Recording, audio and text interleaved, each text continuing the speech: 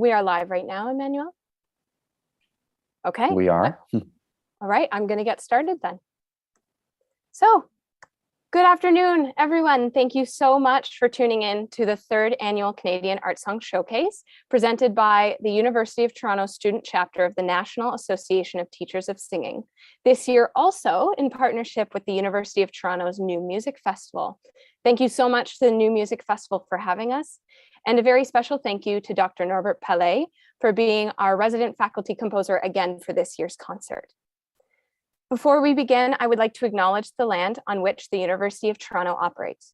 For thousands of years, it has been the traditional land of the Huron-Wendat, the Seneca, and most recently, the Mississaugas of the Credit River.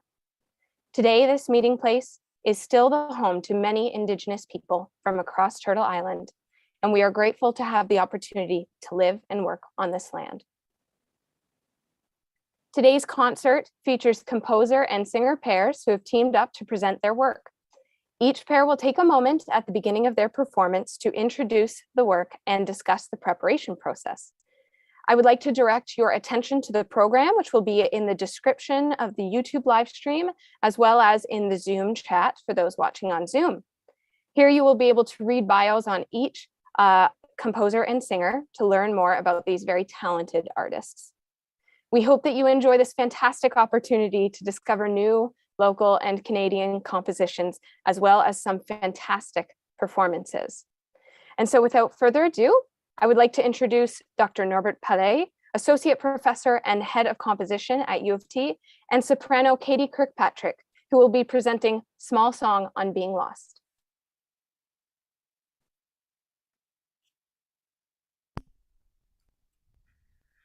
Hello, everyone. Thank you so much for being here today. And thank you, Dr. Palais, so much for taking time out of your day to talk to us about your composition. So is it okay if I ask you a couple questions about Small Song on Being Lost before we hear it?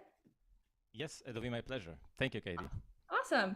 Okay, so my first question is, in your cycle, Cloud Light, you selected 14 poems from Jan Zawicki's 37 Small Songs and 13 Silences. What was it about her poem, Small Song on Being Lost, that inspired you to set it to music? So I'm usually very picky about the poetry I select. In this particular case, I was looking for something Canadian. What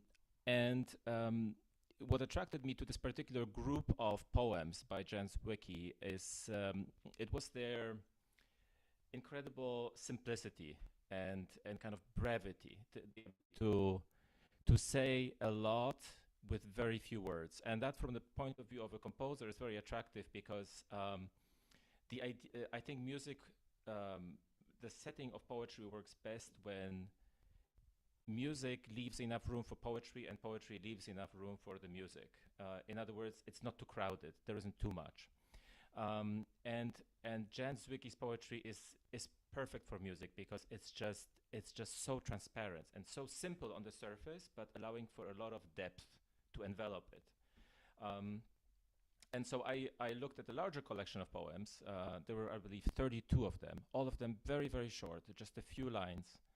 And I selected my favorites. And the ones I selected, I simply chose them because there was something inside me that resonated with them. They just inspired me. It's hard to describe really what it is, but you know, when I read a certain line of text and I immediately hear music in my head, that's a sign that this poetry wants to be set. That's so beautiful, and I definitely agree. I read some of her poems too, and they're just so simple yet so vulnerable and just beautiful pieces of poetry. And that kind of leads into our second question. So in this composition, you create clear imagery through the relationship between the piano and voice. They work together really well to set sort of a scene and a storyline in this song. So can you briefly describe some of your process when translating your interpretation of the poem into music? Yeah, so the process, you see, it's largely intuitive in the sense that when I compose, I don't want everything to have very direct correspondences. So that, you know, I want to set this, and then that's what I do in music. And you know, I approach it much more intuitively because I believe that music and meaning, or text and music, operate on very different levels somehow, and you cannot just translate one into the other. Um, they are quite independent. That being said, there are certain metaphors, of course, that you will notice. The song talks about loneliness, and you will hear in it. There are parts which are just solo voice without any accompaniment, and then there are parts where the voice just holds or repeats these very long notes on just on one pitch, which also, I believe, creates a sense of loneliness. It also establishes a kind of a relationship with the imagery of the ocean, because if you look at the horizon of the ocean, it's just a straight line, basically. And so when the voice dwells on these long, isolated notes, to me, in my head, it sounds like the horizon of the ocean. So there is imagery of this kind that I can point to, but then there are other things that I simply cannot explain that are purely musical and don't have these kind of direct references to the real world. Yeah, that's amazing. No, I love this song because you set it up so well for the singer to sing the poem and to really interpret it that way. And so that also leads into our next question. So when I learn a new song, I always feel I discover something new about myself and my artistic process through the messages and inspirations I receive from composers' works.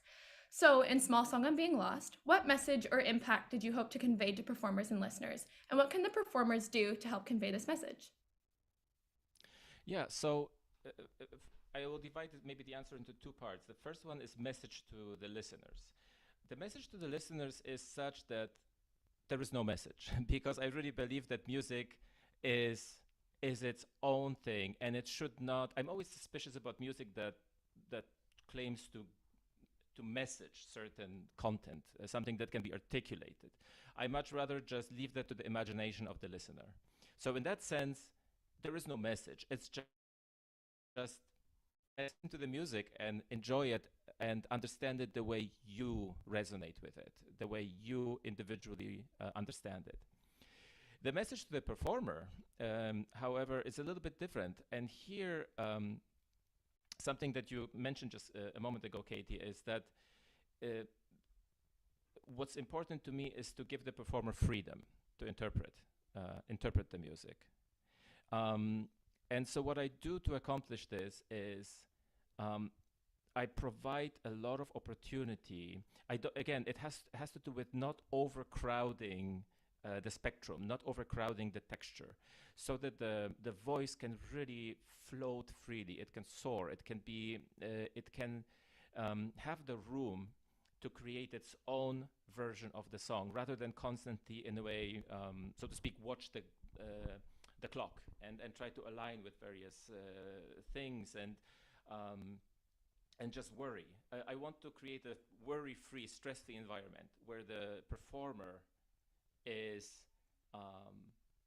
in a way, I give you this song. It's your song now. You know, I wrote it, and I did what I could to do it as best as I could. But once it sort of leaves my desk and it's in your court, what I really, when the performer makes the music her own, his own, and so that's my message to all performers of my music.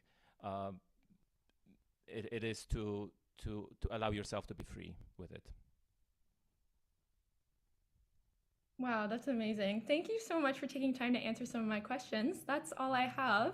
So I think we're good now to just hop right into the song. So thank you guys so much. Thank you very much, Katie. Thank you, and I look forward to hearing it. Thank you.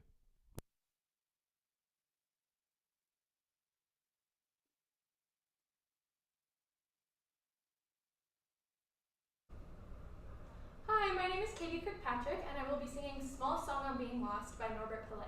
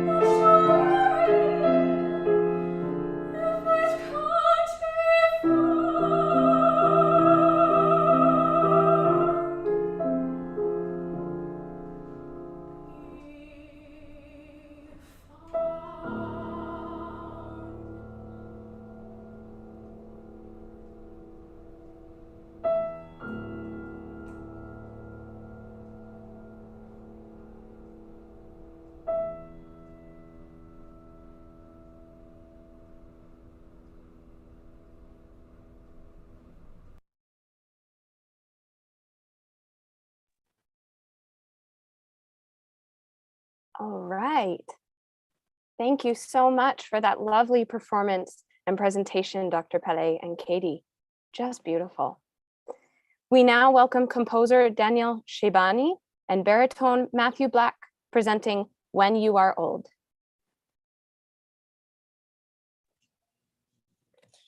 Hi there, everyone. I'm Matthew. Hello, I'm Daniel. And as was said, we're going to be performing When You Are Old.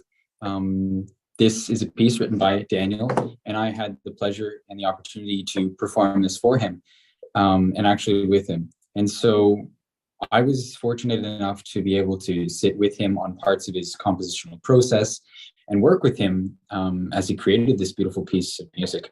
So with that, I got to see a lot of his process, and I got to watch and learn how I can interpret the piece based on his thoughts and his desires for the piece. And so that's why we're kind of here today. I'm going to just ask him a question about that, so then we can show you a little bit into the mind of Daniel Shebani. So Daniel, what inspired you to write this piece? So I would say that like the primary thing was just Matthew's vision of just having a piece that's so like light and bright, but also very sad and dark. So the whole story of this poem is just like being so old and tired of being old, and also just sort of lashing out that you're so mad that you've lost a loved one. So I think that was the main thing. So just Matthew, his vision and the poem. So a question I have for you, Matthew, is what made this sort of the piece enjoyable for you to sing? I think what made it really enjoyable to sing was being able, like I mentioned before, to work with Daniel. So we met a couple of times, a few times as he was composing the piece. And it was really great because in my score that he gave me, he was super prepared. So he'd always have, whenever there were any revisions, he'd give me a new score or anything. And I remember being able to write my notes down, what he was talking about, his interpretations, what he felt for the piece in my score. And one of my favorite parts was at the end of the piece. There's the line, and hid his face amidst among, well, I'm forgetting the poem, among a sky of stars, or a crowd of stars. And he has these beautiful chords that follow, as well as this flowing line on the piano, which sort of illustrates the stars in the sky, stars in the night sky. And throughout the piece, he just has things like that outline the text.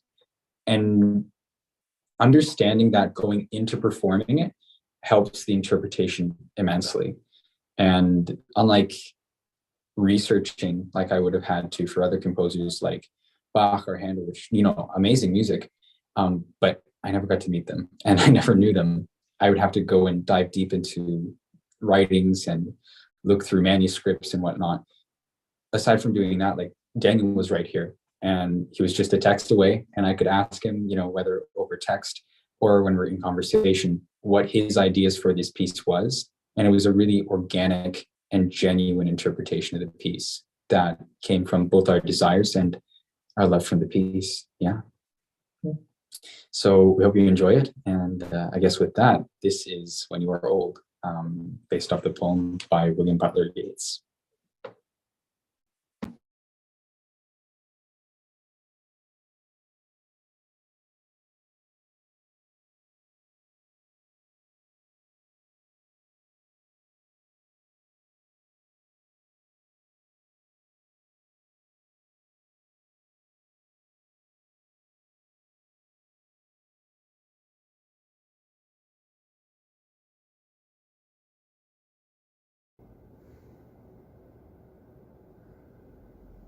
When you are old and gray and full of sleep, and lying by the fire, take down this book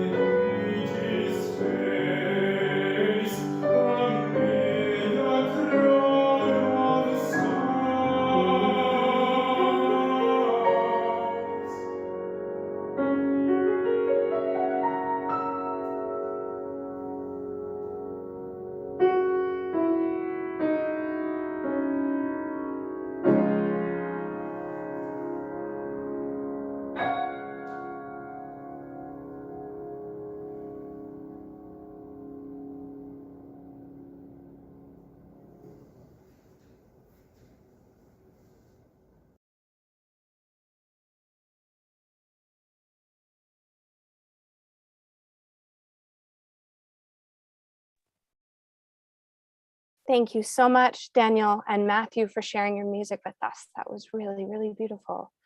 Now we welcome composer Chiara Urban and soprano Daria Tereshchenko, presenting I Dreamed, I Lay. Hello, I'm Chiara, and with me I have Daria. So I'd like to give a bit of compositional background, and then I'll pass it off to Daria to talk about the learning process. So I decided to write this piece because I wanted to write something for Daria and something that would complement her voice. And Robert Burns's poetry caught my eye from a choral piece I sang a while ago. And I found his texts to be very visual, and I Dreamed I Lay turned out to be no exception to that. So when I came to the idea of setting this text, I wanted to find a way to use Dasha's range and vocal richness to tell this tale. So the poetry tells the story of the corruption of an ignorant bliss, phrased in a way where there are three parts. I'd say the first one presents an innocent starting point. The second would speak of how the speaker witnesses destruction, and then it ends in a reflection of their reality with a hint of reminiscence, my interpretation. And when it came to the music, there was what I wanted to write for Daria, very rich. And I want to mimic the more piano-heavy leaders by Schubert and some of Rachmaninoff's songs, because I thought the piano would play a major role as the theme of this music deals with the environment impacting the individual. So environment being the piano, kind of. I also looked into other romantic composers for ideas of harmony and texture, like Euphoria. So Daria, if you would like to talk about the learning process, how you approached my piece. Sure, thank you, Chiara. I think my favorite part of the learning process was talking to Chiara about this piece, sharing our ideas and interpretations of this story. There would be times when we would coincidentally bring the same ideas to rehearsal about how we want to interpret sections of text. For example, in the beginning of the piece, it starts on a positive note. The text is very ambitious and innocent. It speaks of dreams and how the speaker sees the world. And we both wanted this mood to come through in a legato line, making it dreamlike, but also infusing it with some excitement. We also had different interpretations about certain parts of the song as well. So we had a good time playing around with this and finding out what worked best and what sounded best as we were preparing it. Another part I loved about working on this piece was exploring the different colors that certain parts of the text brought out. And what makes this really enjoyable for me to sing is the range. It's very satisfying to sing all the low notes and then go up to the high notes at the climax.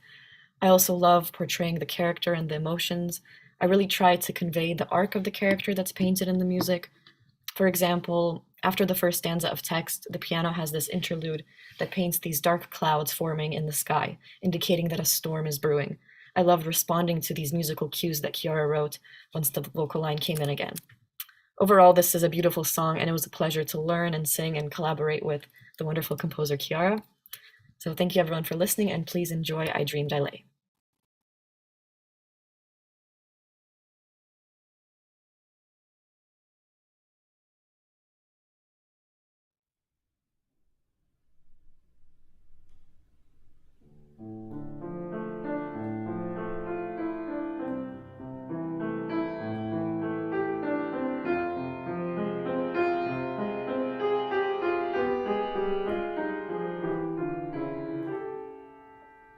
I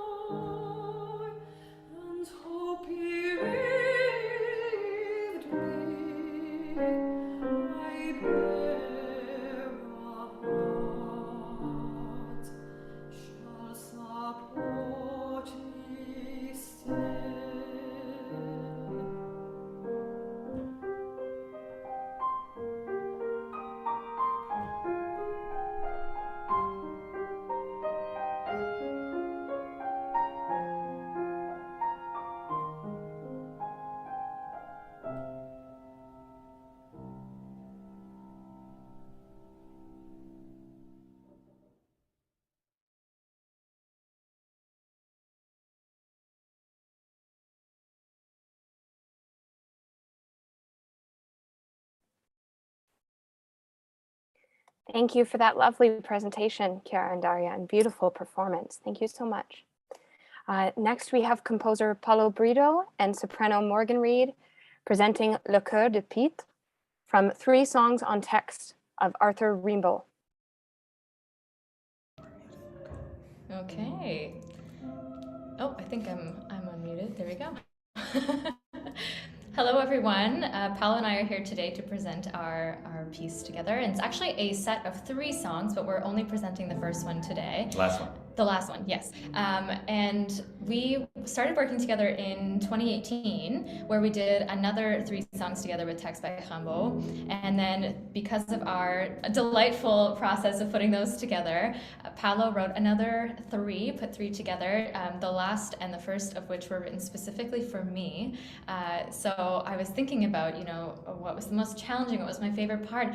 And I'd say it was a gift to be given songs that were written specifically for me. And I think because you know my voice so well, we always joke that they're sort of like personal vocalises that cover my whole range and have allowed me to kind of grow and explore and find things in my own voice. And I think that was my favorite part about the process. It's just that we've been able to completely collaborate together and find cool sounds and cool timbres that we want in these pieces. And we found a really great way of working together that I also think is present in the work a little bit too.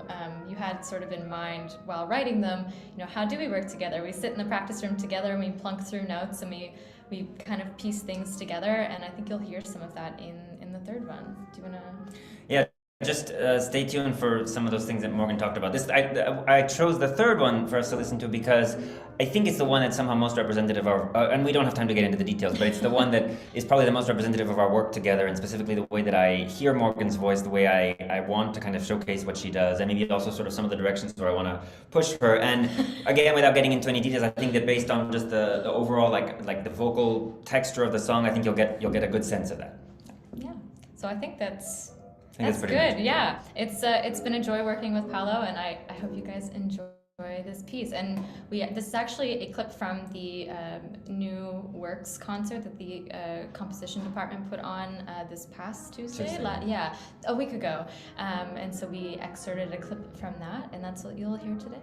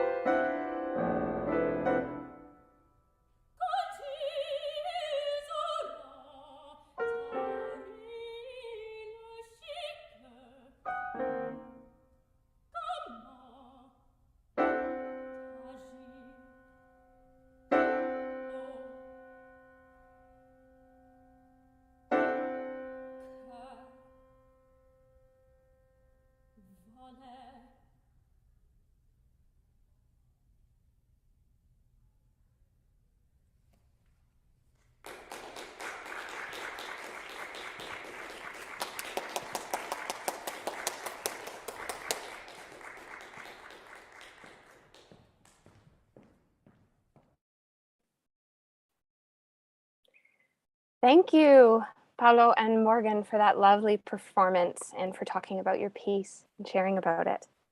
I'm very happy to present our final duo for today, composer Vivian Kwok and soprano Abigail Sinclair, presenting Venus. Hi. So I'm Abigail. I'm Vivian. And today we're going to be presenting a recording of Venus. So Venus was premiered during Feminine Endings, which was a concert created by myself and collaborative pianist Ria Kim for the Banff Center's inaugural Evo Fest Evolution concert series, which happened last summer. We were really happy to do the show at the Peggy Corkum Music Room in Halifax, where Ria and I are both based primarily. And the concert focused largely on female composers, so we felt it was really important to commission a work by an emerging female composer, and I've worked with Vivian a lot and gotten to know her these last 4 years at U of T, so it was kind of a no-brainer for us to reach out to her.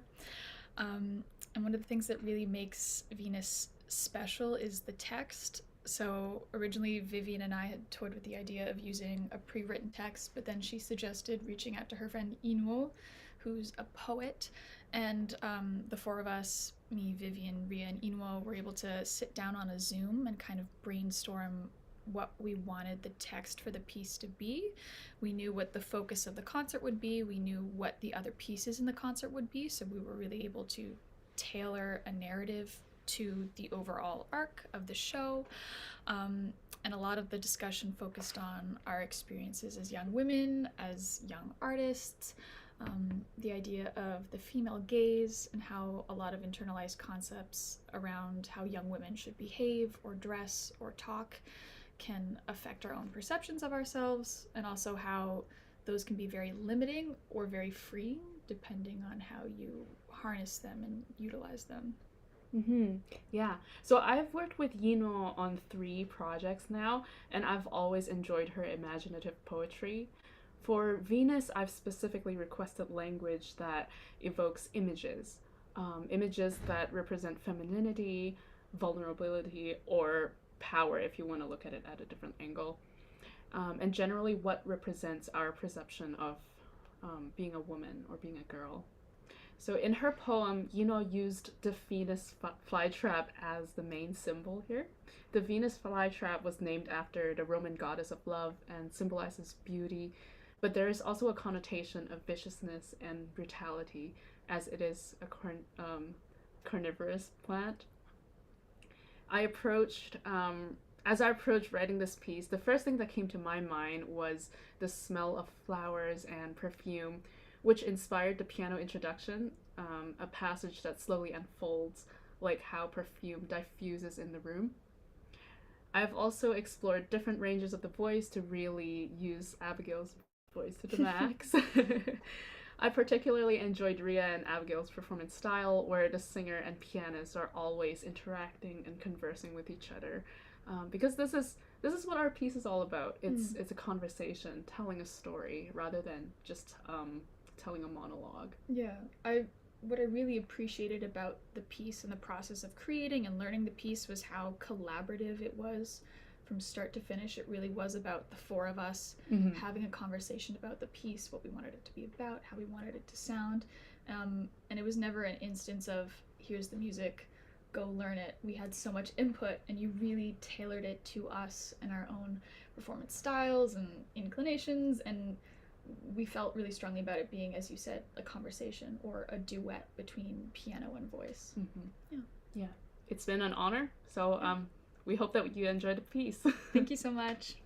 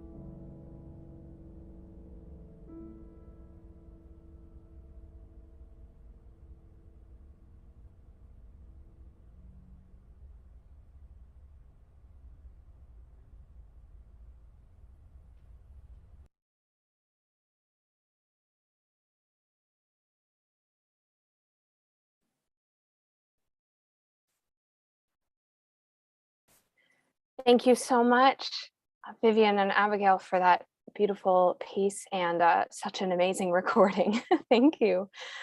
This concludes the third annual SNATS Canadian Art Song Showcase in partnership with the New Music Festival. Thank you so much for joining us today online.